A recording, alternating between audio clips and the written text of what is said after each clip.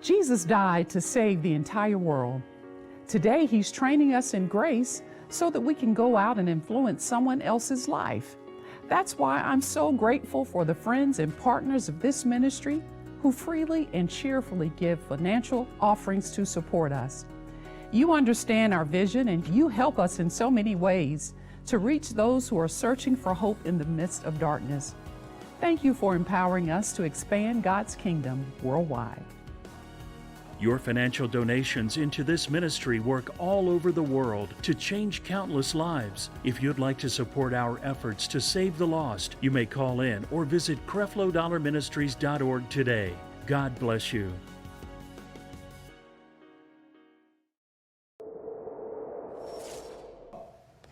This revival of manhood is something that God has really been dealing with me about. Because there are a lot of law-based teachings, even concerning manhood. And some of that law-based teaching can be responsible for the development and the furtherance of toxic masculinity. Toxic masculinity is the pressure that comes when you see all of the rules that, what did my son call it? All of the man law rules.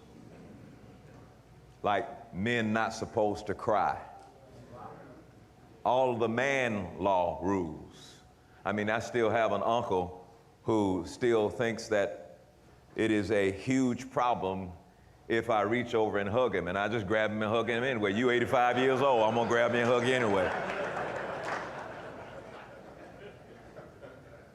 But the toxic atmosphere that's been created by some carnal, unsaved, motivational speaker who decided to tell you what was acceptable and not acceptable, somehow or another became so high-strung that he thought he had better advice for your masculinity than Jesus.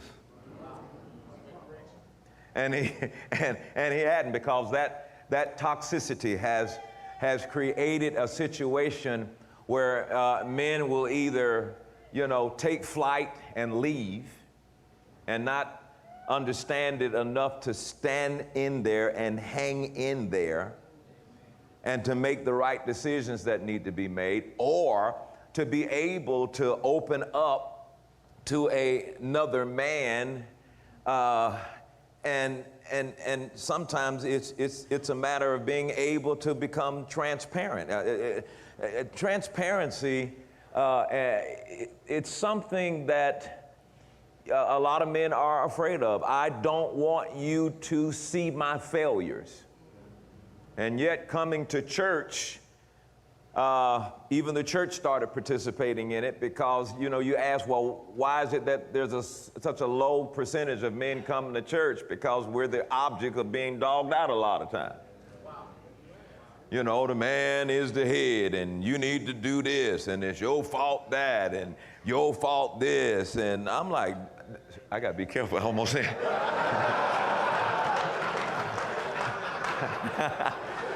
Dang, I get with y'all, and I'm like, wait a minute. Ooh, thank you, Jesus. And basically, you're doing what all you know to do. Something's wrong with this picture, and you're exactly right. Something is wrong with this picture. It is toxic. That your example should not be a selection from some motivational speaker for you to choose some dude that don't know Jesus to be your example of masculinity. So who is the example of masculinity? It's Jesus. I mean, there's nobody on the planet that is going to doubt his manhood. And so we've been trying to find examples of manhood while we consistently step over the example of manhood, and that's Jesus Christ. Jesus Christ is the example and the mold that we want to follow. That we want to look at his life. We want to look at his character. We want to look at how he handled certain things. And we want to look at all of the rules. I mean, that is as much operating by the law as anything, is you trying to be a man governed by rules rather than being a man governed by the grace of God that Jesus Christ has given you. And so I want to say to you, there's much grace in your manhood journey, and give yourself a break. Quit beating yourself up. Quit accepting the blame for everything. Quit looking at yourself like you're the source of everybody's problem. I am giving you permission to exhale. Somebody said, wait a minute, that's women. No, you need to exhale too. They were waiting to exhale. We've been waiting a long time for you to exhale. And to understand it's okay to let go of the shame, to let go of the condemnation, to let go of all the things that you've carried for so long, to the point where you accepted it, that I am a failure. Here is the root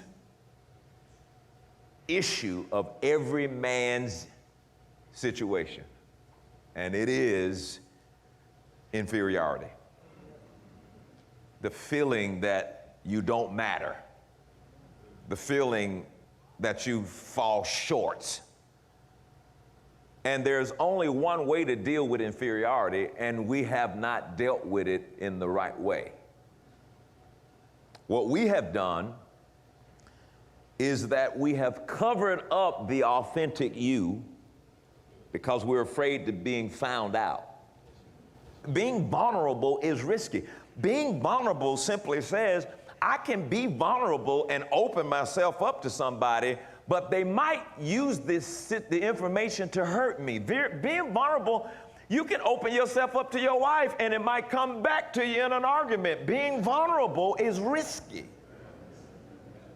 I'm not saying that there are no risk in it, but you're going to have to figure out a way to allow vulnerability to show up in your life, because that's the only way you're going to begin to move into real intimacy, when you're willing to become vulnerable. Now, I would say be very prayerful to who you choose.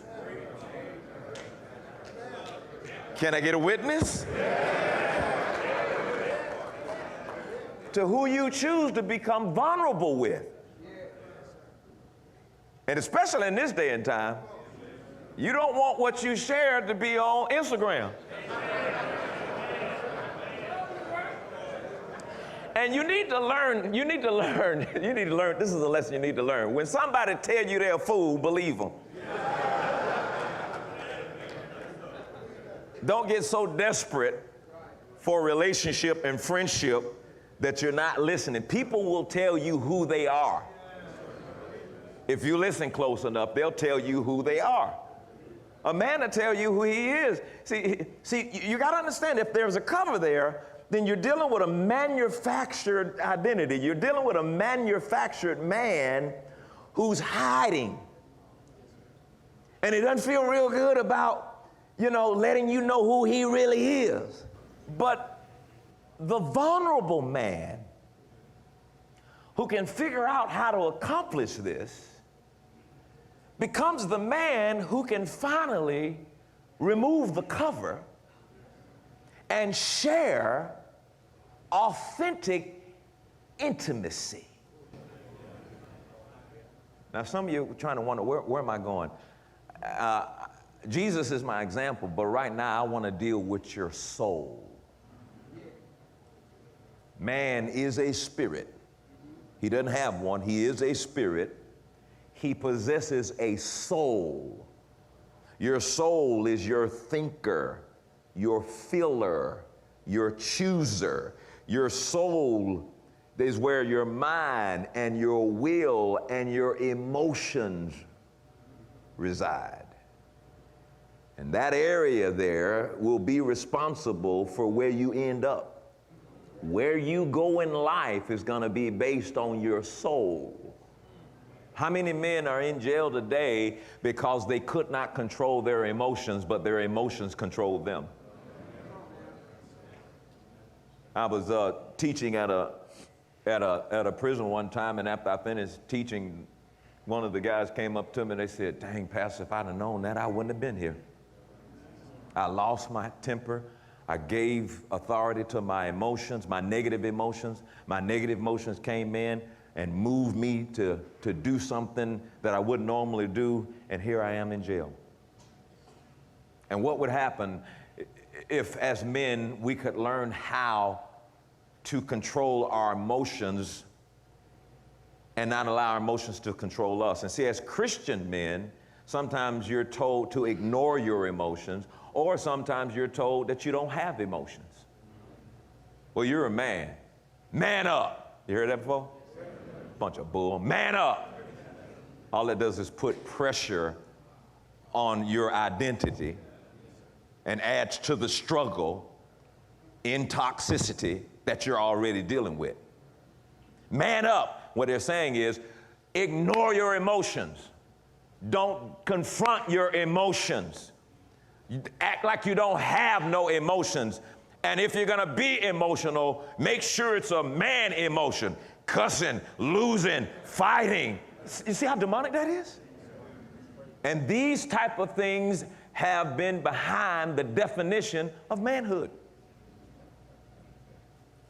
Well, not anymore. We're going to raise up men around this nation that will understand who they are. And they will understand that Jesus is now the example for their masculinity. You're living in a weird time right now. You're living in a time where, things have changed. Back in the day, you had to initiate the rap. You had to ask for the phone number. That ain't like that today. They coming up to you with freedom and liberty. I don't want nothing from you. I just want to lay with you. For real? Yeah, come on. I ain't got time. It's weird. And manhood has been defined as you're the guy that's susceptible to that. And if you don't accept that invitation, something wrong with you. You can't be the man that likes art and fashion. You got to be the man that likes football and basketball. But what if you don't like football and basketball? And I'm telling you, it's all right to like art and fashion. Because football and basketball doesn't determine or define or should not define your masculinity. Look at all the stuff we've had to deal with over the years. Trying to discover who we are. Trying to define with clarity our masculinity. And we've allowed the inputs of a demonic world to be our instructor and our example of real manhood, while we continue to push the authentic, real example to side because that's church stuff, and men don't really go for that. And so we take that toxicity into a relationship. And in that relationship, we produce children with that toxicity. And we have a family with that toxicity. And then the pressure that comes on maybe your sons and even your daughters, because they've lived all their life with a phony, a fake, well-developed impression of who you think you should be. And the covers have yet to be removed. And therefore, the intimacy with a son is impacted. The intimacy with a daughter is impacted. The intimacy with a wife is impacted. The intimacy with another man is impacted because the cover has remained over the real you. And I am saying this morning, it's time to remove the cover. And you have to remove the cover in front of you first, then look in the mirror and say to yourself and call yourself by name. And I know it seems ridiculous, but to look at yourself like I did one day and say, like I said, Creflo, I forgive you. It was weird as I looked at myself and the reflection looking back at me. I forgive you. I'm tired of the shame. Shame can be devastating. You can walk around behind the cover and just feel so much shame. And yet, there's only really one way to get delivered from shame. Jesus said, "He that believeth on me shall never be put to shame." See, every way out you're looking for goes through Jesus. Every way out goes through Jesus. The church should absolutely have the highest percentage of men over women in the church. Why has that always been an issue? Let me see if I can explain this to you. How about all these books and notes and everything ain't even got up early looking over something that ain't even. The Bible calls the man the head, right? And so if you don't know what that means, that could mean a lot of pressure. I'm the head. You the head. So that's why your wife acting crazy. You the head. You responsible for your children. You the head. Your children in jail. You the head.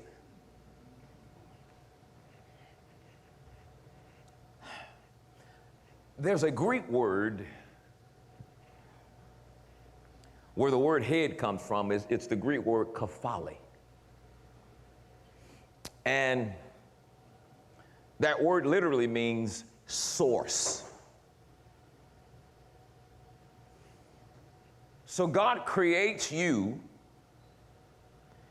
and then he takes your cells, you know, the Bible says bones, literally what happened, cell, your DNA. He takes your cell, and from your cells, he creates a woman. So the woman comes out of the man because of the use of the cell, the use of the DNA. Now, the law of Genesis says that the atmosphere that God created something from will be nourished by that atmosphere. So fish in the water are nourished by stuff in the water, right? So whatever's created is nourished by the atmosphere. Whatever was nourished by the dust of the ground find their nourishment coming from the ground. We were created dust from the ground, so we're nourished by stuff that grows out of the ground. Does everybody follow me here? So when you go look at a woman, the atmosphere she was created from was you.